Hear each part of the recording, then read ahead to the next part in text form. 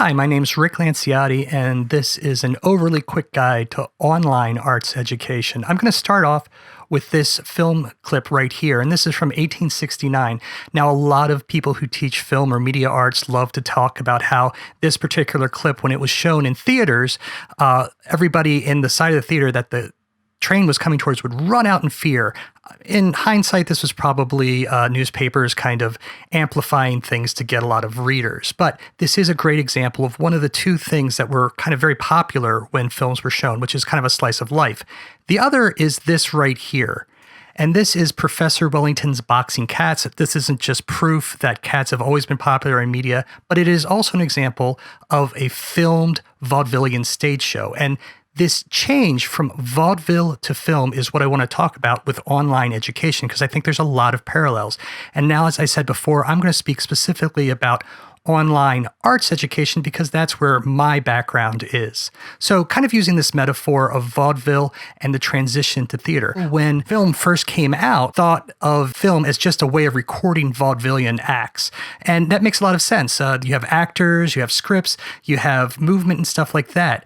But once the newness of seeing images kind of etched in light on screen changed, the sense of being there and the sense of presence that you got with vaudeville kind of became more and more known. So film had to become its own medium where it had things that vaudevillian couldn't do. Things such as the close-up or the cut. All of these things allowed film to become its own medium. And I think that's where we are right now with online education, and particularly online art education. Online art education isn't just a way to just take what you've created and put it online. It is its own language that's being developed, and we have to look at it that way.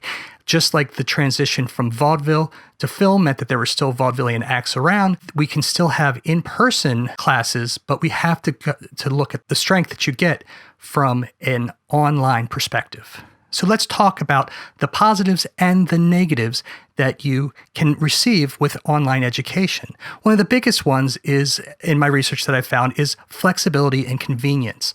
You are able to attend a online class, even if you have things that would traditionally make it much harder, like a family, pets, if you are very far away from the learning institution. All of these things allow you to, from an online perspective, to attend the classes that you want. Now, this can also be a negative because those families, all those other obligations can also encroach upon the time that you have to do online classes, particularly if you're trying to schedule synchronous events. That also gets us into another positive that you get from online classes, which is there are less needs for facilities for the institution. The institution is no longer strapped by the amount of classrooms it has. It can have more classes as long as it has more instructors. Now, of course, this is a problem, particularly in arts education, because there are certain things like a studio work where you have to make sure the lighting's right, or you need to have access to certain materials, but you can still do the demos and stuff like that. And lastly, and this is very important right now, is this idea of safety. There are a lot of studies that show, and these we're looking more at the need for food safety, but those students who are looking or worried about their own personal safety don't have the ability to concentrate on schoolwork as much as those people who do feel safe. And right now, with the situation that we're in, the students feeling safe and feeling like they're protected because they are at home and they're not being exposed are going to give them more brain space to basically look into what they need to do and what they need to learn. One of the biggest problems that we can run into, and then we're getting into the negatives, is attrition.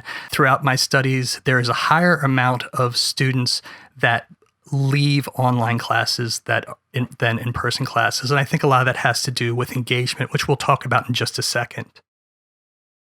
Another thing is front-end work. If you're going to do the flipped classroom or a number of other things, these demos that you're creating and recording are going to mean that you have to do more and more work up front. And also, the amount of work that you have to do for things such as isolation and engagement, most instructors have reported that they do roughly twice as much work for an online class than they would do for an offline class. Now, once the positives of those demos that we'll talk about in just a second is once those are made, you can use them over and over again.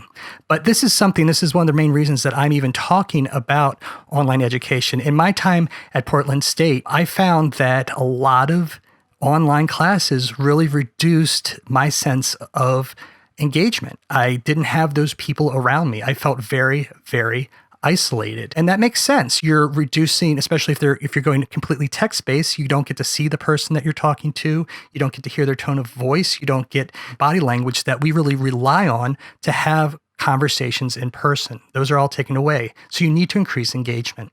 Something else that we need to think about is competition. If you just go to online courses and you're just using stuff from Linda or something like that, we're no longer competing with other art schools like RISD or Otis. We're also competing with places that students already go to get education: YouTube, Linda, Udemy. And one of the biggest ways that I think we can counteract that, and I've seen this in my research and also in my own personal experience, is the idea of teacher presence.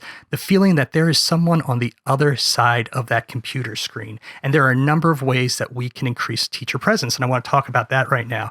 One is the idea of lectures and demonstrations. Now, there are a lot of really great lectures and demonstrations available on YouTube and a number of other places.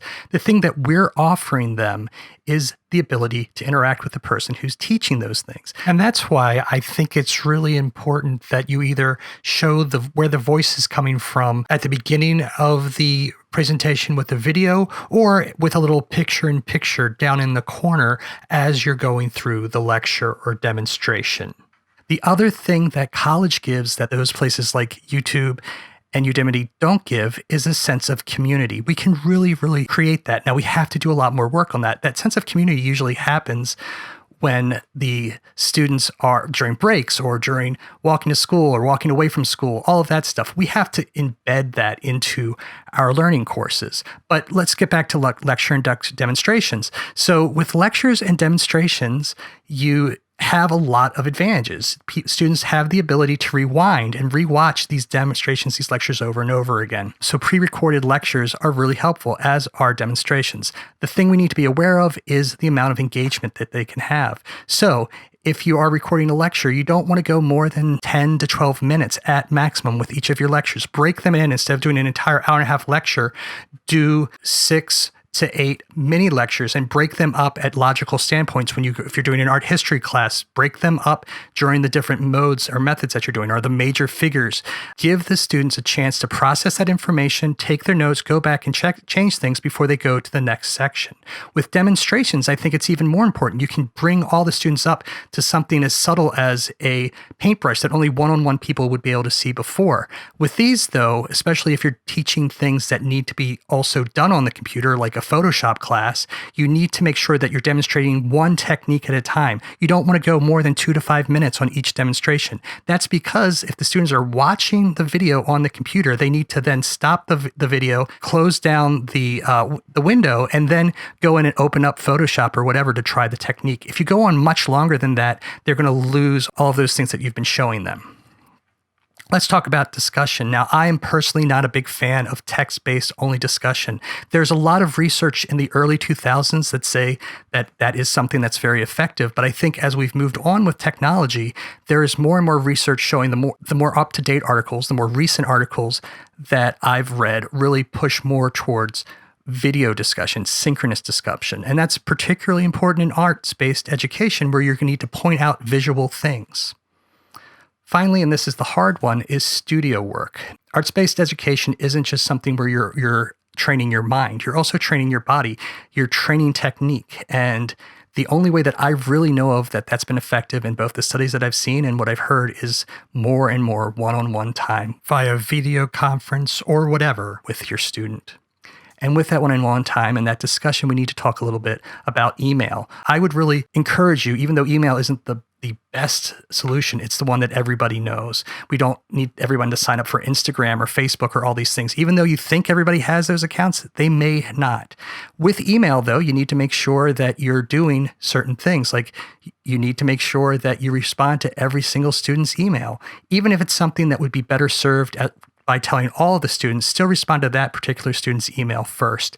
This is like if you're at a party and you're having a discussion with someone and you ask them what they're doing, and instead of telling you what they do, they stop, they're like, hey, everyone in the party, I just want you all to know that I'm an architect. And no, I haven't built any buildings that you've heard of, but this way I've let everybody know. And then they finish their talk and they just walk off. Instead, just say, hey, this is an answer to your question. This is such a great question. I'm going to let everyone know in an all student email. So that's really important. Also, setting up boundaries. Let students know when and when you will not respond to email. So for instance, if you don't respond to email during the weekends, let them know ahead of time, as opposed to just assuming that the students are going to know that you don't do things on the weekends.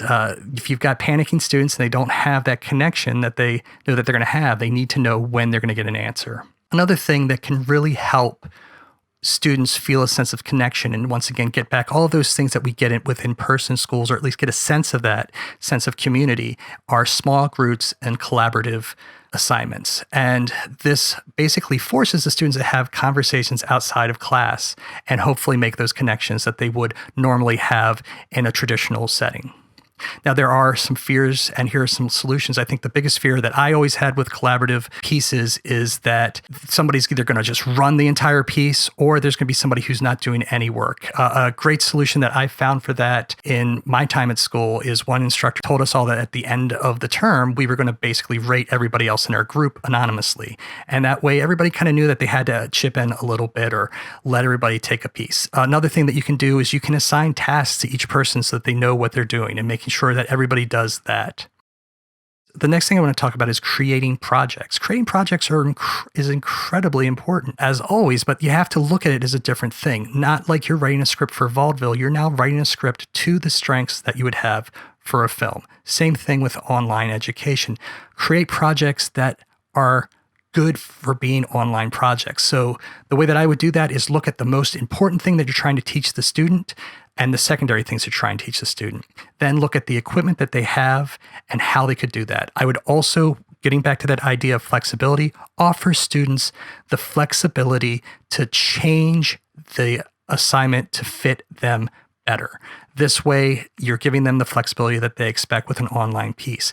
And that really comes back, once again, to knowing and telling the students what you really want them to get out of each of these things. Two other things to keep in mind are the availability of equipment for students. So having the flexibility to create a project that students can create with the equipment that they have at home, and also how they're going to present that work online. So having how they're going to present it as part of the assignment sheet from the very beginning can get rid of a lot of questions that the students might have. The last thing that I want to talk about is critique. And online critique can be difficult. Once again, I really recommend doing it synchronously, trying to do it where everybody writes an essay about everybody else's piece. You're not going to get as much good information because everybody has to write. If you have a class of 10 to 12 students, they have to write 10 to 12 essays. If you do want to do it written, I would have them break the students into small groups of 3 to 5 and have them answer each of those.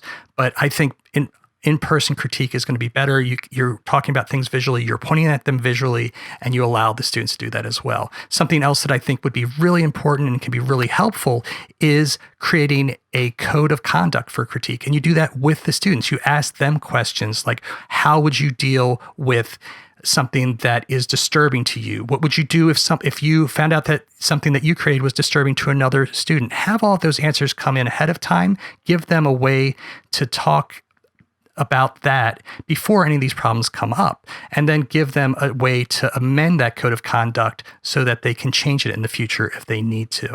I've done a little bit of this, and it's been incredibly helpful when the students kind of help to create how a critique is going to go.